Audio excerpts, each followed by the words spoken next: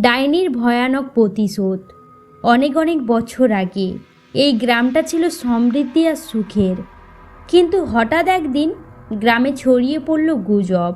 ফসল নষ্ট হচ্ছে, শিশুরা অসুখে ভুগছে। সব কিছুর পিছনে কারণ সেই নিরীহ মহিলা। তাকে ডাইনি বলে দাগিয়ে দিয়েছিল গ্রামবাসী। প্রভাবশীল লোকেরা সেই সুযোগ নিয়ে তাকে টেনে নিয়ে যায় জনতার সামনে, আগুনে পুড়িয়ে দিল। সবাই দেখল, সবাই হাসল, কিন্তু মৃত্যুর আগে সে শপথ করেছিল, আমি আবার ফিরব প্রতিশোধ নিতে। আজ বহু বছর পর পূর্ণিমায় আলো সেই অভিশাপ আবার ফিরে এসেছে।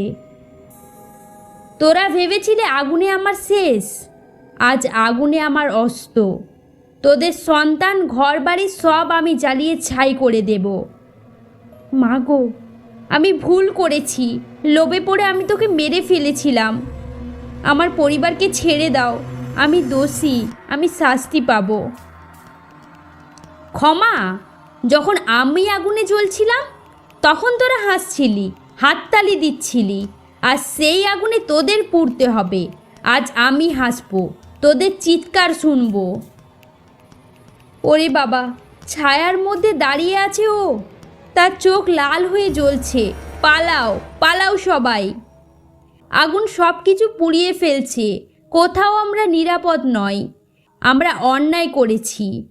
ওর আত্মা শান্তি পাবে না যতক্ষণ না প্রতিশোধ শেষ হয়। সেই রাতে আগুনে পুড়ে গেল গ্রাম। লোকেরা বলে, যে জায়গায় সেই গ্রাম ছিল সেখানে ঘাস গজায় না, পাখির ডাক দেয় না, কেবল শোনা যায় এক নারীর হাসি, যেন প্রতিশোধের আগুন এখনো নিভেনি। এইভাবে আমাদের গল্পটি সমাপ্ত হলো।